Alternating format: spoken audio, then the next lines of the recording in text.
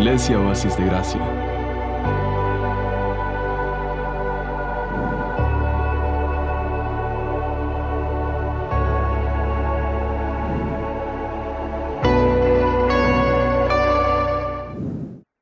Nosotros se nos recuerda de que el Salvador del mundo nació de una virgen, que vino a este mundo y nació en medio de nosotros. Y Navidad quiere decir eso, ¿verdad? De natividad, de nacimiento. Navidad quiere decir nacimiento. Navidad quiere decir que Dios se hizo hombre. Navidad, como acaban de cantar los coros, Navidad se refiere a ese nombre maravilloso de nuestro Dios, Emmanuel, que quiere decir, ¿qué, hermanos? Dios con nosotros. Cada Navidad se nos recuerda de que Dios se hizo hombre. Y como dice Juan en su evangelio, y habitó entre nosotros. Y vimos su gloria como la del unigénito del Padre, lleno de gracia y de verdad. Año tras año se nos recuerda de que Dios se hizo hombre, que Dios se encarnó, que Dios nació de una virgen, que Jesús nació, que el Salvador del mundo vino y que estas buenas noticias fueron anunciadas hasta por ángeles. A nosotros, año tras año, no sé cuántos años cumplió usted este año, pero año tras año, sin excepción, a usted se le ha recordado de que el Salvador del mundo vino a la tierra, que vivió y nació en medio de nosotros. Y en ese sentido, hermanos, tenemos una mayor responsabilidad delante de Dios, porque sabemos y se nos recuerda año con año esta verdad y este acontecimiento. Ahora, en los versículos que acabamos de leer, que nos hablan del nacimiento del niño Jesús, cuando Jesús nació en Belén, dice el versículo 1, vemos, hermanos, aquí en estos versículos y en el pasaje paralelo en Lucas 2, que vamos a leer en un momento, vemos diferentes personajes. Y yo quiero esta noche que usted se fije y nos fijemos juntos en algunos de los personajes que aparecen en estos versículos. Hay básicamente tres personajes en los cuales quiero que nos ubiquemos esta noche. Uno de ellos es Herodes, ¿verdad? Herodes aparece aquí en la historia, en el versículo 1. Dice que fue en los días del rey Herodes. ¿Quiénes más aparecen, hermanos? Los magos, dice la traducción, la Reina Valera, que no eran magos en el sentido de lo que nosotros entendemos por mago, pero eran hombres sabios del oriente. Eran gentes entendidos, sabios del oriente. Los sabios, los magos. Y en el pasaje paralelo en Lucas, en el capítulo 2, aparece otro personaje que siempre están presentes en las historias de Navidad. ¿Quiénes son esos otros? Hermano, era un grupo que recibieron la noticia de ángeles. Los pastores, los que estaban ahí con las ovejitas en la noche.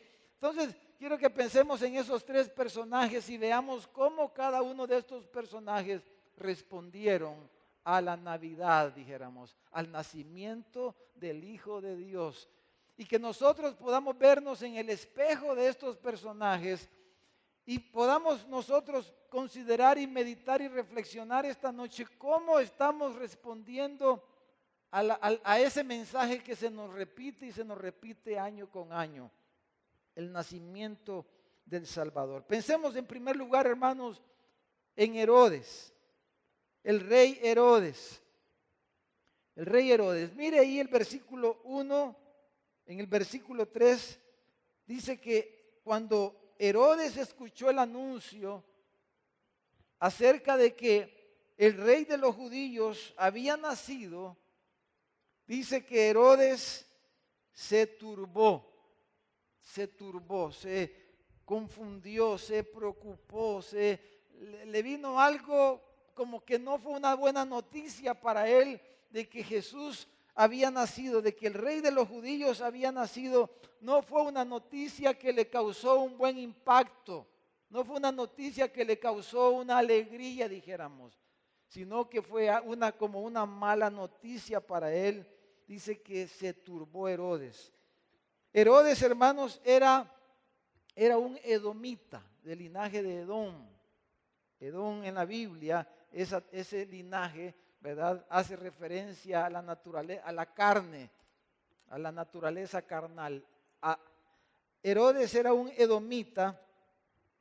Y él, hermanos, Herodes había sido criado prácticamente en el judaísmo. Había aprendido las costumbres del judaísmo. En cierta manera se había convertido al judaísmo. Conocía muy bien la ley de Moisés y conocía muy bien las profecías porque había sido criada en todas estas cosas. Y cuando él escuchó de que el rey de los judíos había nacido, él se turba porque él conocía las profecías y sabía que el profeta había anunciado que en Belén iba a nacer, allá en Miqueas, ¿verdad? En el capítulo 5, versículo 2, el profeta había anunciado que el Hijo de Dios, que el Mesías, que el Salvador de los judíos, el Rey de los judíos iba a nacer. Él sabía esa profecía. Pero él era el rey de los judíos en ese momento. Roma había puesto a Herodes por rey de los judíos. Él era el gobernante de toda esa región, tanto de la parte de Judea como de la parte del reino del norte. Todo lo que era Israel en los días del rey David, Herodes era el que Roma había puesto por rey. Y cuando dicen los sabios estos, él sabe que no eran cualquier persona los que estaban diciendo esto. Y escucha estas palabras, él se turba porque él se ve amenazado en su posición. Él se ve amenazado. Él ve amenazado su posición como gobernante, como rey de ese lugar, y que él podía ser desplazado de esa posición que él tenía. Y entonces él se turba porque se ve amenazado. Entonces él responde, hermanos, como en realidad como lo que era. Vamos a ponerlo ahí en la pantalla. Ahí está. Herodes en realidad era un usurpador. Él no era el verdadero rey de los judíos. A él lo había puesto Roma. Él conocía el judaísmo y había sido criado en el judaísmo y conocía las profecías y sabía de que el rey de los judíos, el Mesías, iba a venir, iba a nacer, y entonces él se ve amenazado porque él en realidad era un impostor, era un edomita. Y yo creo que podemos aprender aquí algo, hermanos, con este personaje. ¿Cómo respondemos ante la realidad de que el Hijo de Dios ha venido al mundo, nació y ha habitado en medio de nosotros? Hermanos, la carne, nuestra humanidad, nuestro egoísmo, que es el problema del pecado en el ser humano, se ve, dijéramos, amenazado por la presencia del Hijo de Dios en medio de nosotros. Y eso es lo que él sintió. Él se sintió amenazado porque iba en contra de sus propios intereses ese anuncio. No quería perder su trono y pensó en matar al niño. Y les dijo, indaguen, yo voy a ir también a adorarlo, pero indaguen dónde es, dónde van a ser, y yo voy a ir también.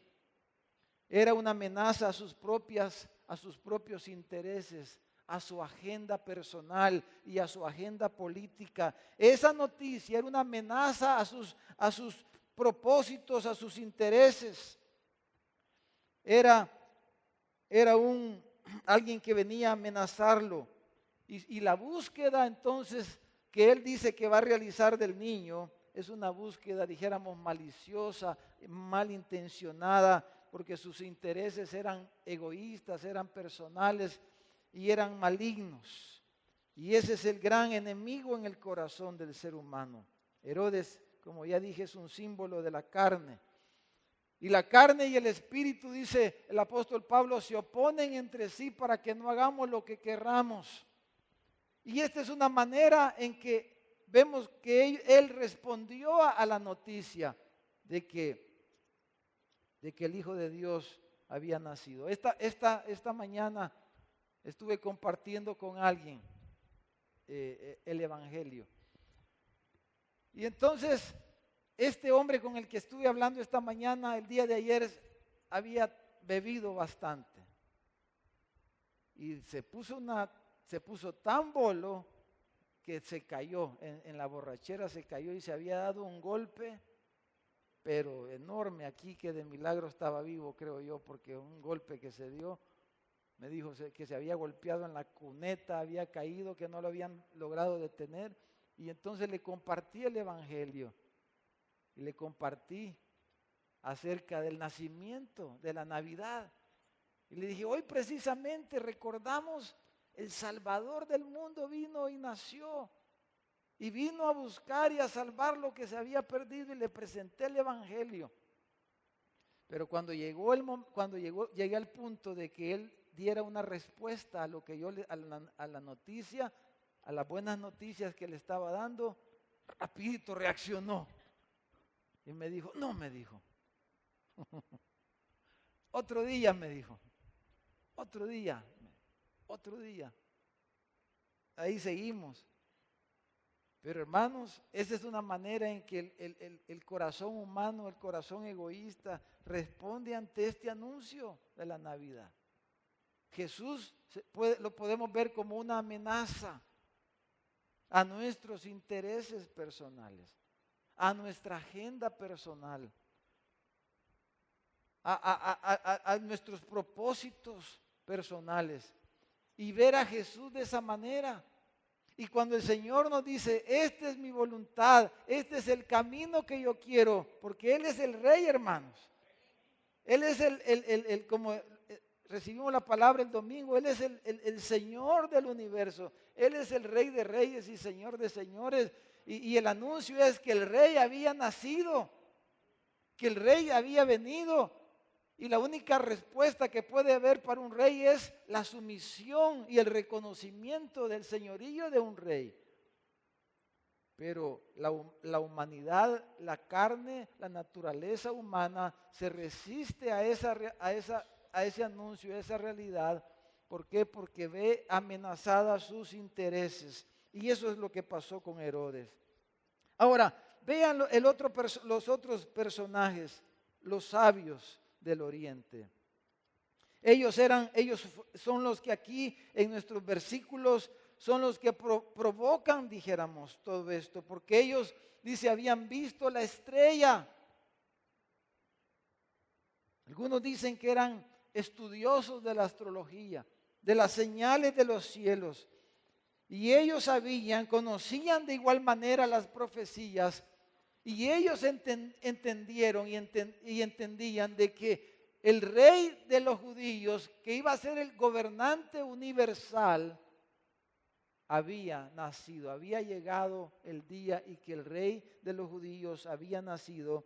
Y ellos venían siguiendo la estrella, entendidos y guiados por la estrella, venían a buscarlo, venían indagando dónde es que lo podían encontrar. Pero ellos tienen un propósito y ellos tienen, dijéramos, una respuesta bien precisa. Cómo estos hombres estaban respondiendo al nacimiento del Salvador. Cómo ellos respondieron a la Navidad, dijéramos. Bueno, Herodes se vio amenazado porque él era un usurpador. Ese es el ser humano en su naturaleza terrenal. Pero ellos dicen, hemos venido a ¿qué dice, hermanos? A adorarle. Entonces, ¿cómo respondieron ellos al anuncio de que el rey de los judíos había nacido? Ellos respondieron con adoración. Esa es otra respuesta que vemos aquí en estos versículos de cómo ellos respondieron. Ellos respondieron con adoración. Ellos vinieron a adorar. Y venían preparados para hacerlo. Ellos venían listos para adorarlo. Y cada uno de ellos, ¿verdad? Eran 3, como sabemos. Y cada uno traía un presente. Porque cuando hablamos de adoración, hablamos de entregar, de ofrecer algo. Y dice que ellos traían 3 elementos. que nos pueden ayudar un poco a describir, dijéramos, la adoración que ellos iban a realizar. Esos 3 elementos, dice que uno traía oro, el otro incienso y el tercero traía mirra. Y habían venido a adorarlo y traían estos elementos con los que iban a adorar al Salvador. Entonces, hermanos, el oro, podemos pensar, hermanos, cuando pensamos en el oro, como el metal más precioso, ¿verdad? De todos los metales que hay en la tierra, el oro nos habla de los bienes materiales.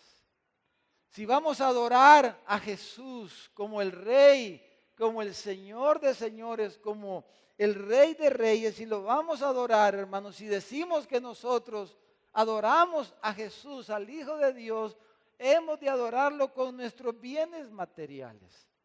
¿Estamos respondiendo así a Jesús, aquel que ha nacido en medio de nosotros, que nació?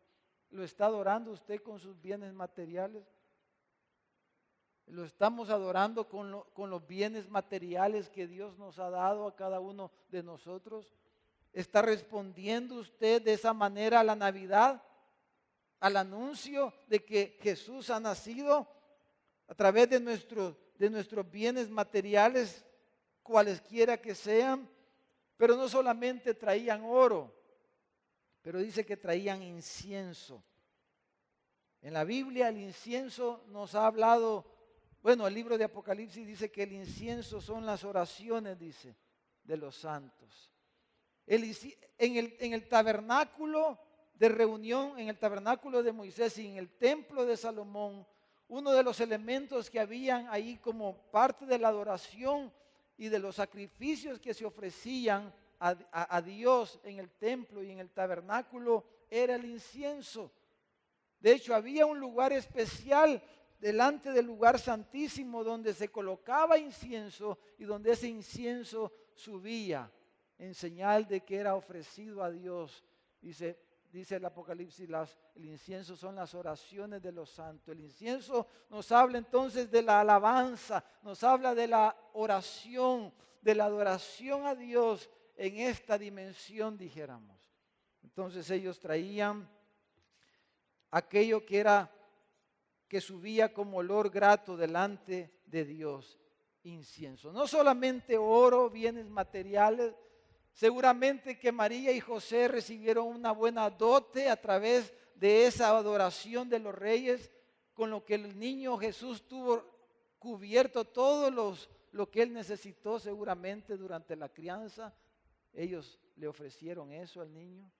No sabemos cuánto era, pero seguro debe haber sido una cantidad suficiente a través de la cual el Padre Celestial proveyó a estos padres que eran muy pobres con lo necesario para que pudieran criar a su niño. Pero trajeron incienso. Entonces también como parte de esa adoración, de esa adoración que ellos iban a realizar. Pero además un tercer elemento que nos amplía acerca de esta adoración, hermanos, era la mirra. La mirra era una hierba con sabor amargo, pero en realidad la mirra no era algo que se comía, ¿verdad? Sino que se usaba como para hacer perfumes, ungüentos y perfumes. Y la mirra, hermano, nos habla normalmente del sacrificio. Y pudiéramos decir del servicio, del sacrificio, de aquello que cuesta, de aquello que produce, dijéramos, peso. Entonces, no solamente hemos de adorarlo al Señor con nuestros bienes materiales, con nuestra oración, con nuestra alabanza, como lo hemos hecho esta noche, pero también hemos de adorar a Dios con nuestro servicio sacrificial, con dedicar nuestro tiempo y dedicar nuestros talentos a Él para servir a Dios. Entonces también hemos de adorar a Dios con nuestro servicio. Y el servicio, hermanos, cansa. Hacer un ministerio cansa. Además de que quizás trabajamos en nuestro negocio, en nuestra empresa, donde estamos empleados. Pero además de eso, salimos después de las 8 horas laborales, y hoy normalmente son más de 8, y vamos y realizamos un ministerio el fin de semana. En vez de descansar, estamos trabajando. Ahí venimos el domingo y estamos ensayando a los niños en el coro. Eso es un sacrificio, ese es un esfuerzo que hacemos. Viene la celebración global y estamos armando stand y estamos haciendo esto, y vamos al hospital a visitar con un equipo misional, y vamos a la iglesia ya a servir allá a la Magdalena, y vamos a Nicaragua y servimos en el parqueo en vez de estar tranquilo aquí oyendo la palabra. Y hay hermanos afuera sirviendo. Eso es un sacrificio, pero es la otra forma en que el Señor espera que le adoremos. Amén, hermanos. Entonces los magos, los sabios, respondieron con adoración a la Navidad. ¿Cómo estamos respondiendo nosotros? ¿Estamos respondiendo con turbación por las demandas que el Señor nos hace? ¿Estamos respondiendo con adoración, que es lo opuesto? Veamos el tercer personaje aquí en Lucas, en el capítulo 2, versículo 10. Leamos, por favor, Lucas capítulo 2, versículo 10, y veamos este último personaje, este grupo de pastores, dice. Lucas capítulo 2, versículo 10 dice: pero el ángel les dijo, no temáis. Imagínense, un ángel se les aparece ahí a medianoche, en la oscuridad de la madrugada, de la noche. Entonces el ángel se les aparece y él les dice: no teman, porque dice, he aquí, yo les doy nuevas de gran gozo, dice, que será para todo el pueblo. Que os ha nacido hoy en la ciudad de David un Salvador, que es Cristo el Señor. Y esto, le dices, será por señales, servirá de señal. Hallaréis al niño envuelto en pañales, acostado en un pesebre. Y dice que repentinamente apareció con el ángel una multitud de las huestes celestiales, que alababan a Dios y decían: gloria a Dios en las alturas, y en la tierra paz, buena voluntad para con los hombres. El evangelio era el anuncio del evangelio, el anuncio de la Navidad, el anuncio de Emmanuel, Dios con nosotros, Dios haciéndose hombre, Dios acercándose al pecador. Es Dios el que se ha acercado al pecador, para que el pecador pueda recibir salvación. No es el pecador el que se acerca a Dios, es Dios que busca al pecador.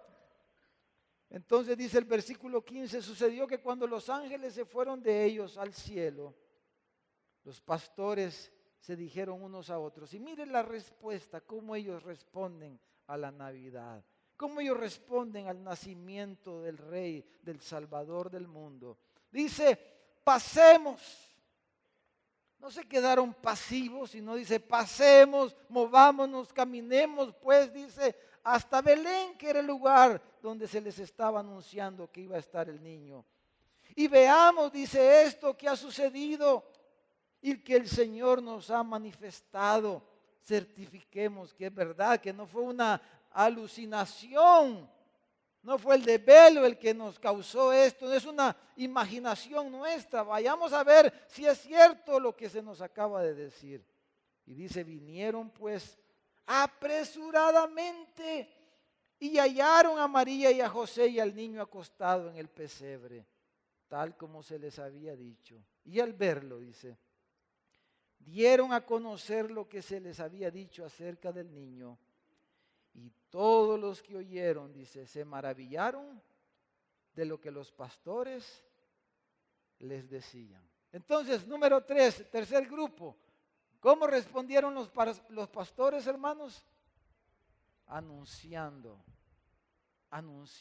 reproduciendo la noticia, transmitiendo la noticia, contándole a otros la noticia. ¿Cómo está usted respondiendo a la Navidad? Yo reviento cohetes, hermano, en Navidad. Yo puse el arbolito, viera qué bonito nos quedó este año, hermano. Gloria a Dios.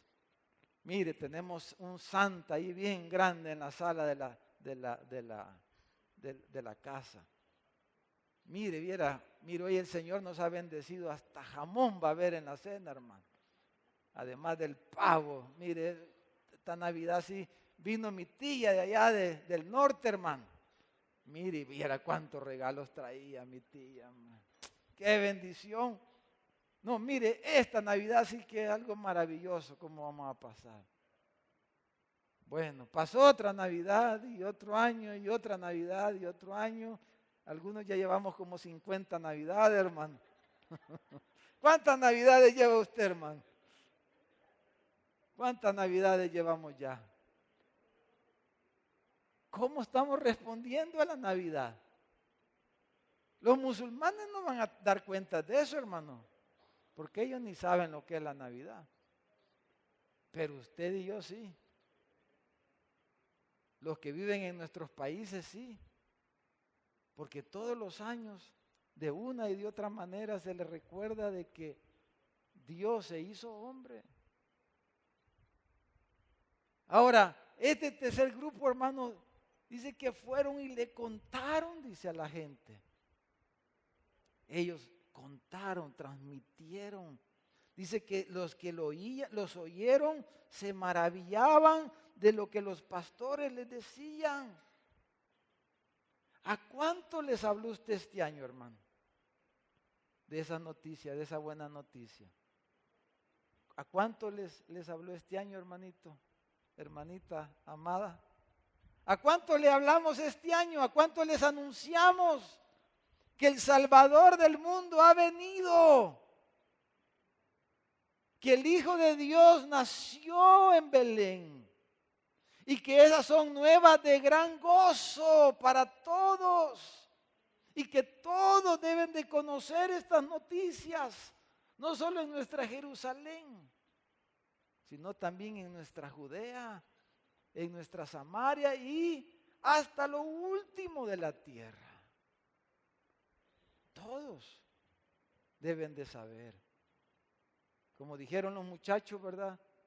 En la clausura, los niños en la clausura de la escuela dijeron, su eslogan este año fue, hasta que todos sepan. Hasta que todos sepan. ¿Que sepan qué? Que el Salvador ha nacido. Que el Salvador del mundo nació tal como estaba anunciado por los profetas. Miles de años antes, uno y otro profeta anunciaron de que Dios se iba a hacer hombre, que Dios se iba a acercar a nosotros, que iba a habitar en medio de nosotros, iba a venir a salvarnos, a rescatarnos. ¿Cómo está respondiendo usted a esas noticias? ¿Cómo está respondiendo a la Navidad? ¿Estamos adorándolo con nuestros bienes, con nuestras alabanzas? ¿O cuáles son las alabanzas que oye usted o canta usted? ¿Cuáles son las alabanzas que cantamos? ¿Cuáles son las que ponemos en el dial, hermano? Así se llama, ¿verdad? Ahí en la radio. ¿Cuáles son los, bueno, hoy ya no son los long play, ¿verdad? De antes, hoy son en USB andamos la música. ¿Cuál es la música que escuchamos? Nuestras oraciones, ¿cómo son nuestras oraciones? ¿Qué ministerio está haciendo usted? ¿Qué trabajo hace usted para la misión de Dios? ¿Está adorando al Señor? ¿Este año lo ha adorado? ¿Cómo lo hemos adorado este año? Hemos anunciado al Salvador. ¿A cuántos les habló usted este año? De Emmanuel, de aquel que vino y vino a dar su vida en rescate por muchos. ¿A cuántos le hablamos? ¿A cuántos les contamos esta maravillosa noticia del Salvador?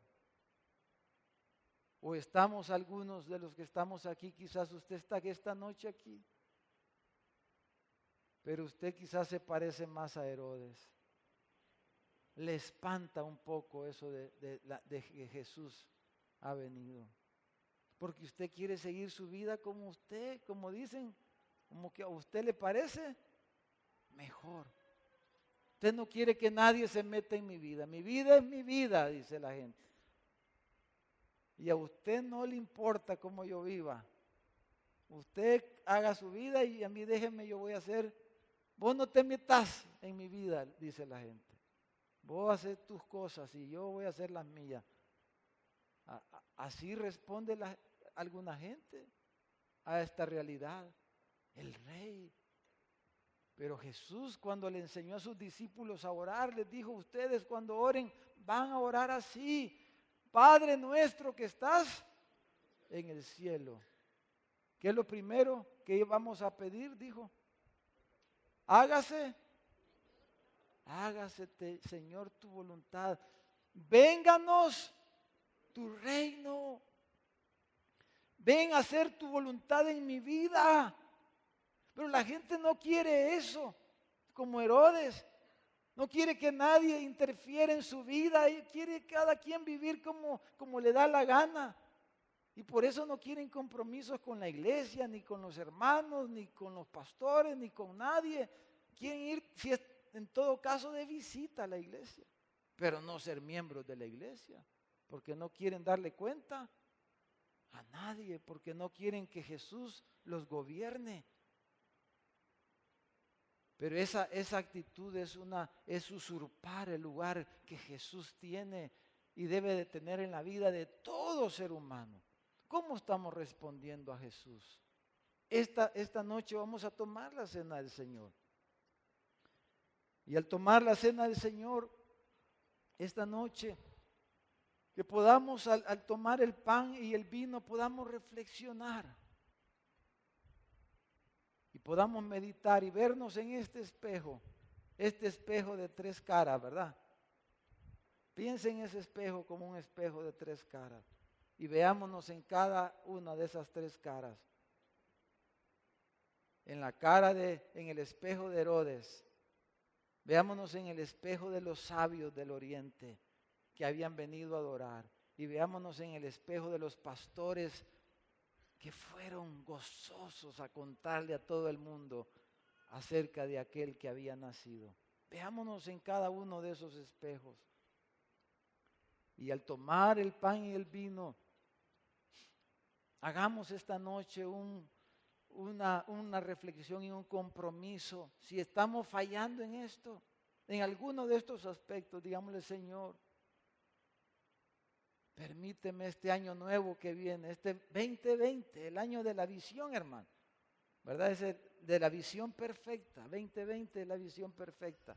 Cuando usted va donde Don Mincho, le dice visión 2020, no necesita lentes, va. Los choquitos como este que les habla, si no tenemos visión 2020, necesitamos lentes. Pero el año que viene es el año 2020, hermano. Y veámonos, y que pueda ser un año que nuestra adoración mejore y crezca para la gloria de Dios. Amén, hermanos. Que este año que viene, hermanos, seamos reproductores de esta buena nueva, de esta buena noticia, que le contemos a muchos del Salvador que vino al mundo a salvar y a buscar lo que se había perdido. Y que Él nos dé un corazón humilde y sencillo, que no reaccionemos ante el gobierno de Dios en Cristo. Que no estemos ahí, como dijo Pablo, dando coces contra el aguijón. El Señor dice: quiero que hagas esto, pero nosotros queremos seguir haciendo nuestra voluntad. El Señor dice: quiero que arregles esto, y pasa otro año y seguimos haciendo lo mismo. Y ya el Señor nos dijo que arreglemos eso, que reparemos eso, y nosotros seguimos en nuestro propio camino. Entonces, con pan y vino, hermanos. Vamos a meditar en esto esta noche. Voy a invitar a los hermanos si pueden pasar, por favor. Y vamos a entonar un canto mientras servimos, hermanos, el pan y el vino. Ese canto que la mayoría de nosotros seguramente conocemos, que dice: a Dios sea la gloria. A Dios sea la gloria. Ahí está en la pantalla, mire, para que se recuerde los 3 espejos. ¿Cómo respondemos a la Navidad? ¿Usurpando el lugar de Cristo?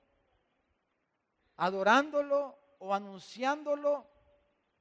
¿Cómo estamos respondiendo ante este gran acontecimiento que recordamos este día, esta fecha?